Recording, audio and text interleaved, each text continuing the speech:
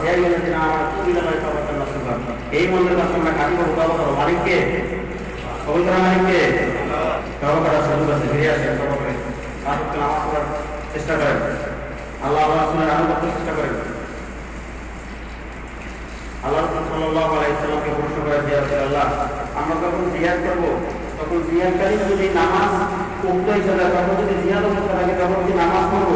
আল্লাহ রাসূল জবাব দিয়েছেন নামাজ জিহাদ না, জিহাদ নামাজ না, নামাজ কখন পড়তেই হবে। মাঠ নাই জিহাদের ময়দানে, যেটা আল্লাহ রাসূল সাল্লাল্লাহু আলাইহি ওয়াসাল্লাম ওয়াদা করছে, যে আল্লাহ নিজে ওয়াদা করছে যে আমি তোমাদের জান ও মাল কিনে নিয়েছি একমাত্র জান্নাতের বিনিময়। কিসের বিনিময়?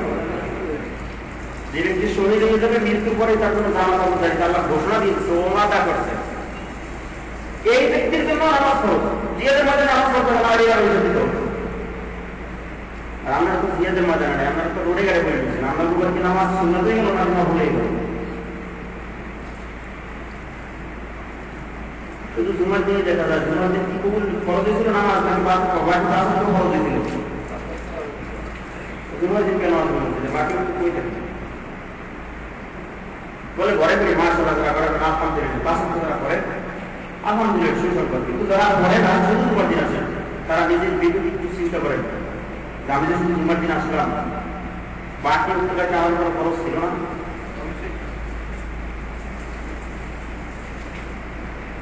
হজ, নামাজ, হজ, যাকাত, রোজা যেরকম খরচ, জিহাদ এরকম একটা খরচ, জিহাদ এরকম একটা খরচ।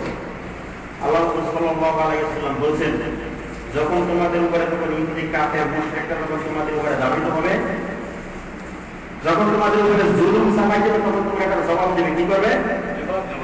ইসলামে আক্রমণ করা হারাম। ইসলামে আক্রমণ করা কি হারাম? কেউ উপরে সরাসরি দিয়ে জুলুম করতে পারবে না, হারাম। একটা ইহুদিদের কাছে আপনি একটা মুসলিম কান্ট্রি শক্তিশালী, আপনি যে ইহুদির উপরে যে সরাসরি আন্দোলন খালি খেলে আক্রমণ করবেন, এটা করবেন, এটা হারাম। যদি ইহুদিদের আক্রমণ করে জুলুম চাপাইতে তখন আপনার একটা পাল্টা জবাব দিতে হবে। যদি জবাব পাঠান তাহলে আপনার মুশরিক হয়ে মারা যাবে। আজকে ইহুদি, খ্রিস্টান, কাফেররা সমস্ত শক্তি মিলে মুসলমানের উপরে জুলুম করছে না, করে নাই? মানবাধিকার সংস্থা জাতিসংঘের কোনটা তথ্য দিচ্ছে যে আমরা ইরাকের 17 লক্ষ সুন্নি মুসলিমদেরকে গুলি করে মারছি। কত লক্ষ? ভালো করে কথা বলবেন, কত লক্ষ? আবুদের কারাগারের মধ্যে মুসলিম নারীদেরকে ঢুকাইয়া তারা উল্লঙ্ঘন করে তাদের মুখের মধ্যে পোশাক করছে এই সেনাবাহিনী আমেরিকা, এবং তাদেরকে জবাই করছে, হত্যা করছে, নির্যাতন করছে, এক করছে, শিয়ারা করছে। খবর নিচ্ছেন একবার মুসলিম ইয়া কিছু জাতি মুসলিম আছে আমাদের বেশি, বড় দুঃখ লাগে, বাইরে বসে পায় কিন্তু মুসলিমরা আজকে হত্যা করতেছে, গুলি করতেছে, শিয়াদেরকে এটা কিন্তু ঠিক হইতেছে না। এইটা ঠিক হইতেছে না। তখন 17 লক্ষ মানলো, তখন তোমার কত কোথায় ছিল? তখন তুমি কেন বলে যে আমেরিকাদের মধ্যে তারা ঠিক করতেছে না? তুমি কিছু কিছু হাসছো, আজকে কেন বলো তারা ঠিক করতেছে না? আল্লাহ ভাই যখন বলো তুমি কত কত আইন খরচ। যদি একটা মানুষ কিন্তু হত্যা করে, তার বদলে যে হত্যা করছে তাকে হত্যা করা খরচ। যে কাফের রাস্তা হত্যা করছিল তাদের কাছে হত্যা করতেছে মুজাহিদের রাস্তা ধরে ধরে, আর মানুষ বলতেছে এটা ঠিক হইতেছে না, কারণ মুজাহিদের কাজ করতেছে, এটা তো ভুল করতেছে। কারণ মানুষ একেবারে নিজেদের মধ্যে ধরে এরকম হত্যা করতেছে। ফিলিস্তিনের কয়েকদিন একটা 22 মারা গেছে বিমান হামলা করে, তুমি হত্যা দিতে পারো না কেন? ওই মুসলিমরা মারতেছে, এটা কিন্তু ঠিক হইতেছে না। এই হত্যা তোমার সময় করতে পারে না কেন মুসলিম? যখন ফিলিস্তিনের একটা রকেট মারে, ফিলিস্তিনে ইসরায়েলি দুজন ইহুদি মারা গেছে, এটা কিন্তু ঠিক হয় না। উমা দুজন ইহুদি মারা গেছে, 22 মারা গেছে ফিলিস্তিনের, এটা ঠিক হয়েছে। মুসলিম কতবার তো ভালোই বলতে পারবো, কোরআন কেন বাকি জিন্দিগি চাই করবো সূরা ফাতিহা পড়তে পারে, শুধু বলতে পারবো না, তাহলে আরো দেখে দেবে। আল্লাহ কোরআনে বারবার বলছে সবচাইতে নিকৃষ্ট ব্যক্তি, সবচাইতে নিকৃষ্ট ব্যক্তি তুমি জাহান্নামে পড়া পারবে। আগে ইসলাম সম্পর্কে জানতে হবে। যদি ইসলামের উপরে কিছু বলতে হবে তাহলে কোরআন এবং হাদিস সরকার করতে হবে, এরপরে বলতে হবে কোরআন হাদিস সরকার করে ইসলামের উপরে কোনো বদল হয়েছে হারাম। মুসলিম যদি হতে চান তাহলে ইসলামের উপরে তাকে থাকবে। যদি মুসলিম হতে চান তাহলে আল্লাহ আনন্দ করেন, অন্যথায় জাহান্নামে মনে করেন গরু চলতে দেবে না, মানুষই যাবে জাহান্নামে। অন্য কিছু করে না। সমস্ত প্রাণী দুনিয়াতে যাচ্ছে এখানে মাটি হয়ে গেছে। কেমন একটা গরু যদি বড় শক্তিশালী থাকে আর একটা গরু যদি দুর্বল থাকে, দুনিয়াতে যে গরুটা আরেকটা গরুর আঘাত করছিল গরুটা কেমতের মাধ্যমে করা হবে, যেটা দুর্বল ছিল ওটাকে শক্তিশালী করা হবে, আর যেটা শক্তিশালী ছিল দুর্বল নয়। এরপরে বলা হবে তোমার কত আঘাত করছিল কত আঘাত তুমি করো, এরপর তারা বলা বড় করে প্রচুর তুলো বা তুমি ধ্বংস হয়ে যাও, মাটি মাটি হয়ে যাবে। কিন্তু আপনাকে আমাকে বলা হবে না তুমি তুলো বা তুমি মাটি হয়ে যাও, এ কথা আপনাকে আমাকে বলা হবে না, এ কথা বলতে বলতে বলা হবে। আপনার আমার জন্য দুইটা জায়গা রাখছে, একটা নাম জান্নাত আর একটা নাম কি? কে কে যাওয়ার নাম জায়গা মাথা কাটা যাইতে না এখন জান্নাতের দিন যেতে চান, জান্নাতে যাওয়ার জন্য সবাই আশা করে। জান্নাত কি আমাদের কোনো মাতৃভূমি সম্পর্ক নাকি? তাহলে যাইতে কি করতে হবে? আল্লাহ আনন্দ করতে হবে। আল্লাহ আনন্দ ছাড়া একজনের নামাজ দিতে হবে না, জান্নাত থাকার সম্ভব না। কোন প্রধানমন্ত্রী সম্ভব না যে আপনি দলে দিয়ে চলতেছেন, দলে একেবারে পরিণত হয়েছেন, এখন আপনি বাধ্যগত আপনার জন্য তার দলের জন্য সবকিছু বাধা হয়ে গেছে, আপনাকে কি এতে কোনো সন্দেহ নাই। হ্যাঁ, এরকম একটা দল আছে, আল্লাহ বলেন যে আপনি টিকে দেখতে পারেন আপনার জন্য আল্লাহ দেখতে পারেন, সেটা কোনো সন্দেহ নেই। ঠিকই আমরা জানা পাবেন আজকে এরকম দলের জন্য সবকিছু পাইতেছেন, আর আল্লাহ করে বললেও আল্লাহ পক্ষ থেকে যা কিছু কথা সবাই ঠিকই পাবেন, এতে কোনো সন্দেহ নেই। তবে আল্লাহ অনুরোধ করতে অনুরোধ ছাড়া না। যারা আজকে ইসলামের বিরুদ্ধে লাইকে দিয়ে লাগছেন, বেশি না 7টা প্রদেশ ওয়ার্ল্ডের ইসলামের কোরআনের আইন কায়েম ও অল্প পরিস্থিতির ভিতরে সবাই বলছে সুবহানাল্লাহ। তবে কেন বলে আল্লাহ রাসূল সাল্লাল্লাহু আলাইহি ওয়াসাল্লাম বলেন, সিরিয়া, তারপরে জর্ডান, ফিলিস্তিন, এরপরে লেবানন, 4টা দেশ নিয়ে শাম, এই এলাকাটার নাম কি? শাম। মুসলমানরা ফালতু বুঝার কাহিনী আছে সব ঠিকই জানে, কিন্তু ইসলামের কি এটা কোন জায়গা, এটা ইতিহাস কোনো ঘটনা নেই। আল্লাহ রাসূল সাল্লাল্লাহু আলাইহি ওয়াসাল্লাম বলেন শাম অচিরেই বিজয় হবে। কি হবে? অচিরেই বিজয় হবে। হাদিস অনুসারে যতগুলো মসলা পাওয়া গেছে শামের, এতে বোঝা যাচ্ছে বর্তমান যে জিয়াদ আছে আল্লাহ রাসূল এটাই বলে গেছেন ইনশাআল্লাহ অচিরেই বিজয় হবে। কে বিজয়ের পরে ঈসা আলাইহিস সালাম গমন করতেছেন? কে? আপনারা যে দাজ্জালের কথা ভাবতেছেন, দাজ্জালের ফিতনা এখন বর্তমান চলতেছে। দাজ্জালের যে কামগুলো করার কথা সেগুলো মুসলিম করতেছে, যত আকাম হুকুম সুদ যা করার দরকার আছে মুসলিম এগুলো দাজ্জালের উপকার করে দিতেছে। দাজ্জালের কিছু করা লাগবে না। দাজ্জাল শুধু আইসা এ যখন দুনিয়াতে অবতরণ করবে, এরপরে ওই 40 দিনের ভিতরে ওয়ার্ল্ড দখল করবে। আর যারা এখন মুশরিক মুনাফিক কাফির আছে এরা আল্লাহর অনুসরণ হবে, আর যারা খাঁটি মুমিন এরা আল্লাহর বিরুদ্ধে যুদ্ধ করবে। তখন আল্লাহ রাসূল সাল্লাল্লাহু আলাইহি ওয়াসাল্লাম এই কথা যখন বলছেন, এক সাহেব প্রশ্ন করছেন যে যখন শাম বিজয় হবে, এরপরে বলছেন তিনটা ইসলামের জন্য 3টা দল যুদ্ধ করতে থাকবে দুনিয়াতে। কয়টা দল? একটা ইরাকে, একটা ইয়েমেনে, একটা শাম দেশে। তখন এক সাহেব প্রশ্ন করছে, হুজুর ওই সময় আমি বেঁচে থাকি, আমি কোন দলের সাথে সংযুক্ত হবে? বলছে শামের সাথে সংযুক্ত হবে। কেন? বলছে দাজ্জাল যখন আসবে তখন কাবা শরীফ এবং মদিনা শরীফের দিকে ঢুকতে থাকবে, এটার জন্য 13টা রাস্তা থাকবে। কয়টা? 13টা রাস্তায় ফেরেশতারা দাঁড়িয়ে থাকবে, তরবারি নিয়ে যখন দাওয়াত দেবে তখন শামের থেকে এই দাজ্জালের ধ্বংস হবে। অন্যথা আল্লাহ রাসূল আর এক হাদিসে ভিতরে বলছে শামবাসী আল্লাহর লাঠি। কি?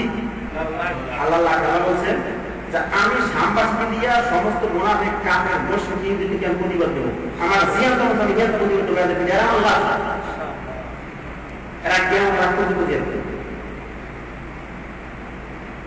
ঠিকই দিয়ে চলতে শেখান। আর আস্তে আস্তে আগে শুনে মিছিল ইতিহাস করেন।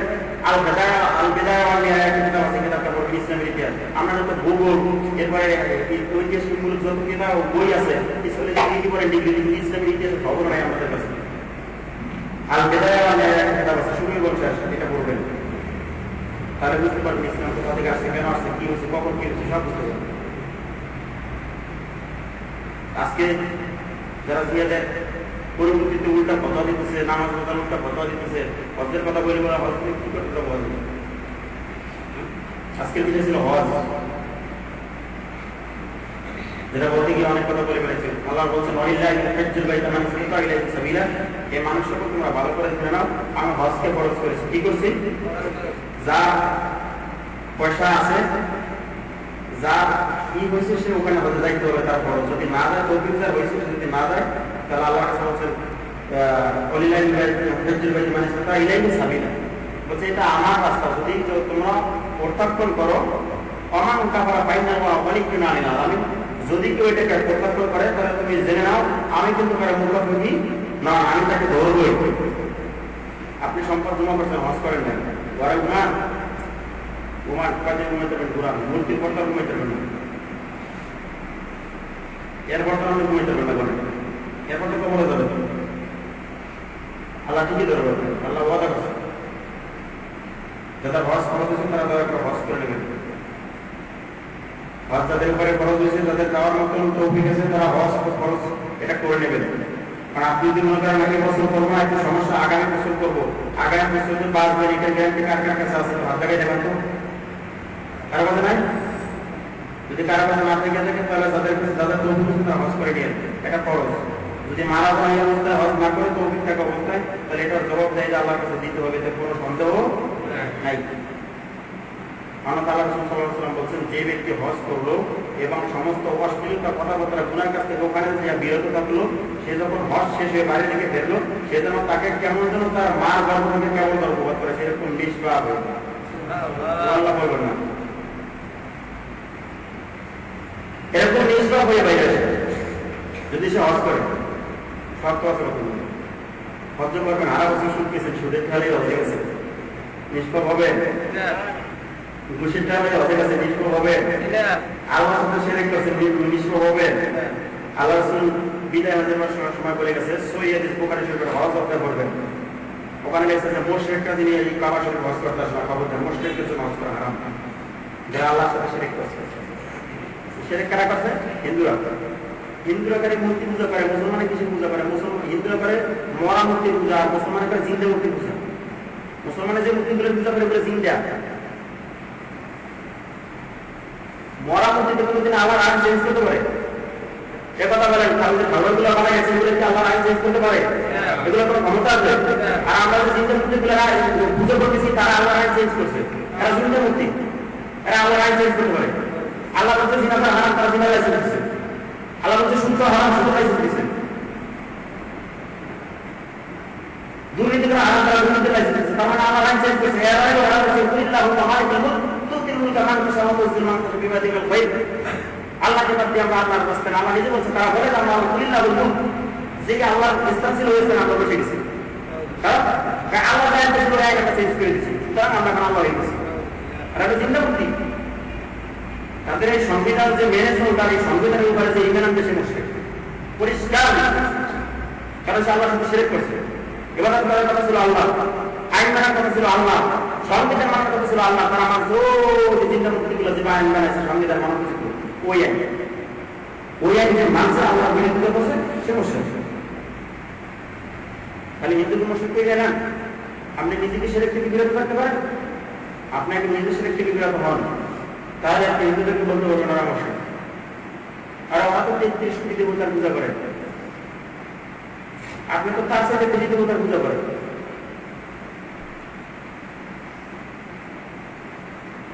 আর একটা বলা হয় তাকলিদি সাক্ষী, এটার নাম কি? তাকলিদি সাক্ষী, যেটা করলে মুশরিক হয়ে যাওয়া হয়। ব্যক্তির পূজা করা, কিসের করা? কোন ব্যক্তি, যদি ব্যক্তির পূজা করতে একমাত্র আল্লাহ আল্লাহ রসুল ছাড়া কোন ব্যক্তির পূজা করা যাবে না। যদি কোন এক ব্যক্তিকে আপনি নির্ধারণ করে দেয়, তিনি যে কথাগুলো বলছেন, আজকে যদি বলেন যে উদাহরণ যে এই মধ্যে ইমান শব্দ কথাগুলো বলছে একটা সব সত্য কথা, তাহলে ব্যক্তির পূজা হবে, এটা বলতে পারবেন না, আমার ভুল আছে, আমি ভুল বলতেই পারি। যদি বলেন যে সমস্ত সত্য কথাগুলো বলছে একমাত্র আল্লাহ রসুল সাল্লাল্লাহু আলাইহি ওয়াসাল্লাম, তাহলে আপনি ওটা ঠিক হবে। তিনটা যদি এক জায়গায় আপনি নির্ধারিত করবেন বহু মৌলানা সব সত্য কথা বলছে, এটা তাকলিদি সাক্ষী হবে, এটা করলে মুশরিক হয়ে যাবে, তার পূজা ভালো। যদি কেউ পুরীর কথা বলে বিশ্বের আমাদেরকে জানাতে নিয়ে যাবে, বিশ্বের কথা বলতে সব সত্য, তাহলে বিশ্বের পূজা করতেছে, বিশ্বের মুশরিক, যারা বলতেছে করতেছে ওরা মুশরিক। পুরা শিরকের ভিতরে সব লটকে আছে। সংবিধান মুশরিকরা বানাইছে, আর কতগুলো ইসলামের ঠিকাদাররা ইসলামকে ঠিকা নিয়ে দিচ্ছে, আমরা মানতেছে। শিরকের ভিতরে পুরো ঢুকে আমরা আজকে শিরকের সাগরে হাজার উঠে গেছি, আর মুসলিমকে দাবি করতেছি। খাঁটি ইমানদার যদি হইতাম তাহলে আমাদের কিভাবে মারতে পারতো না, একটু খেয়াল করলে আমাদের করবো। আল্লাহ প্রত্যেকটা মুসলিমদেরকে ইমান, শরীফ ইমান আনার কথা জানতো।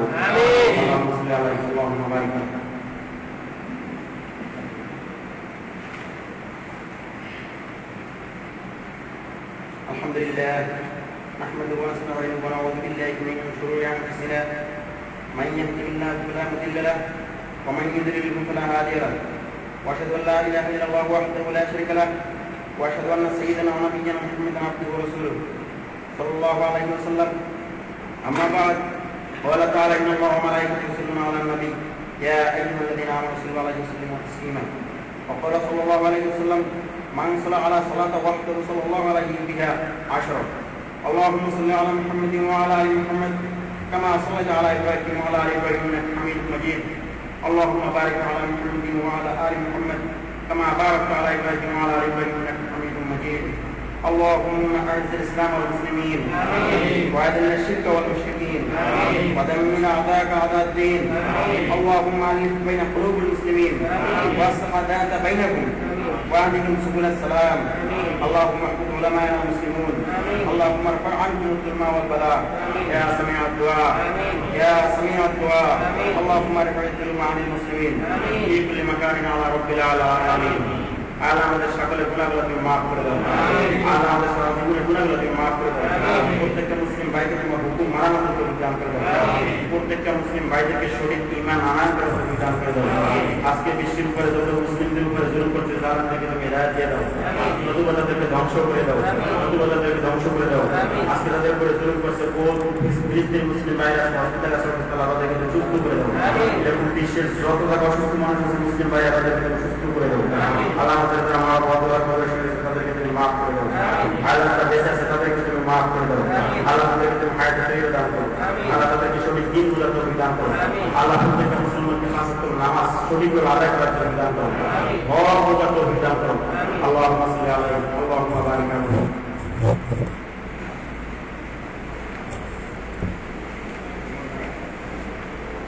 الله أكبر الله أكبر. أشهد أن لا إله إلا الله. أشهد أن محمدا رسول الله. حي على الصلاة حي على الفلاح. قد قامت الصلاة قد قامت الصلاة. الله أكبر الله أكبر. لا إله إلا الله. তবু কথা সোজা করেন, মিশে মিশে দাঁড়ান, পায়ে পা লাগিয়ে কাঁধে কাঁধ মিলিয়ে দাঁড়ান।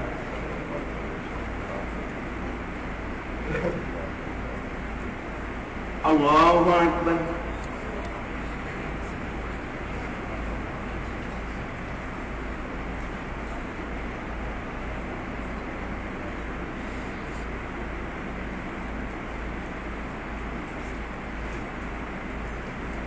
আলহামদুলিল্লাহি রাব্বিল আলামিন আর-রাহমানির রহিম মালিকি ইয়াউমিদ্দিন إياك نعبد وإياك نستعين اهدنا الصراط المستقيم صراط الذين أنعمت عليهم غير المغضوب عليهم ولا الضالين. آمين.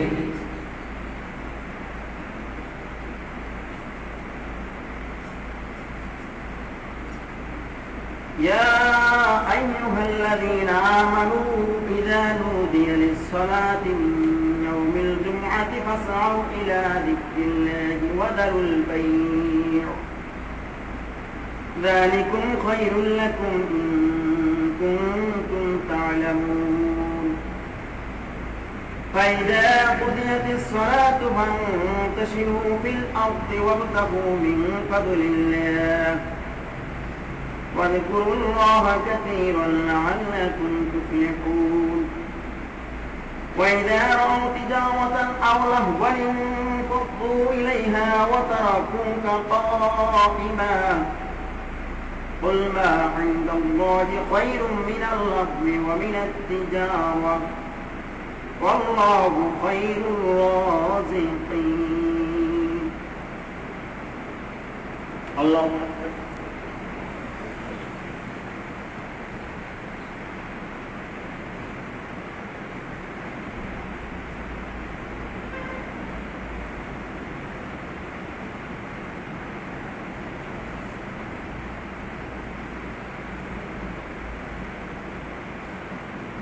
سمع الله لمن حمده.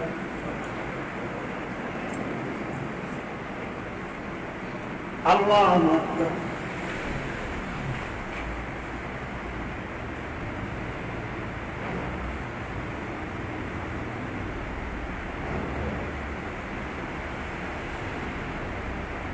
আল্লাহু আকবার আল্লাহু আকবার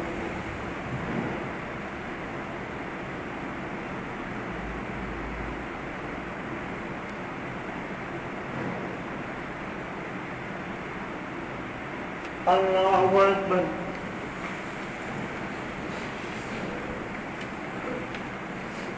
আলহামদুলিল্লাহি রাব্বিল আলামিন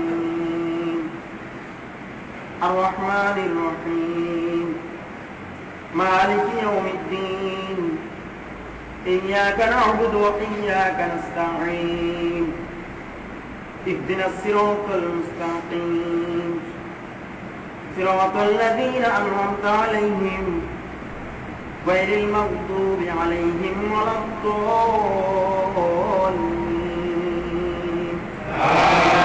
আমিন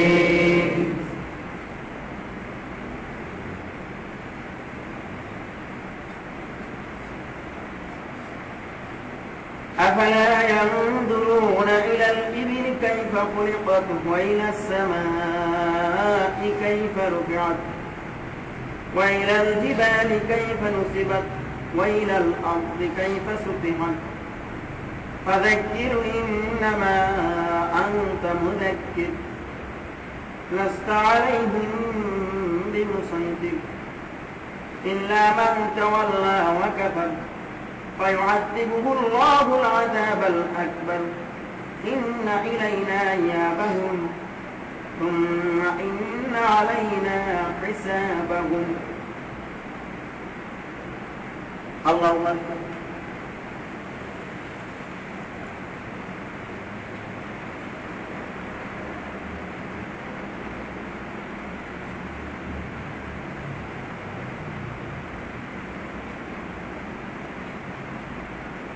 سمع الله لمن حمده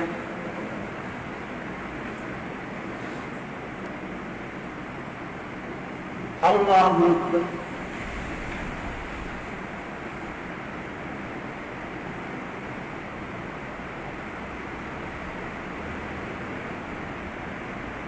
الله أكبر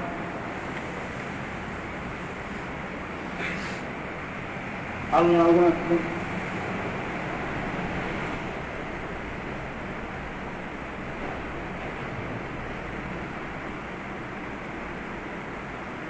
الله أكبر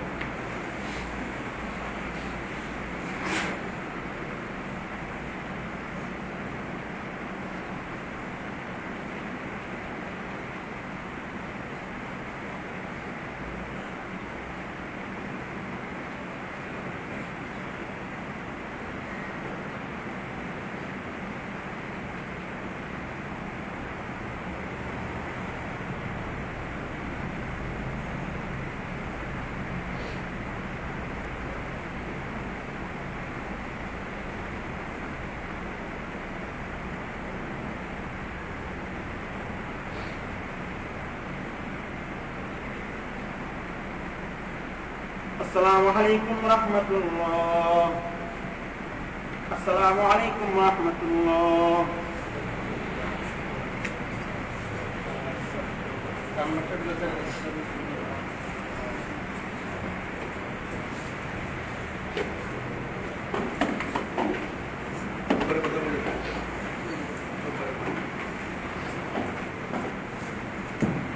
السلام عليكم ভাই আমাদের এখানে প্রতি রবিবার মাগরিব নামাজ বা কোরআন সুন্নাহ ভিত্তিক আলোচনা হয় সবাই আসার চেষ্টা করবেন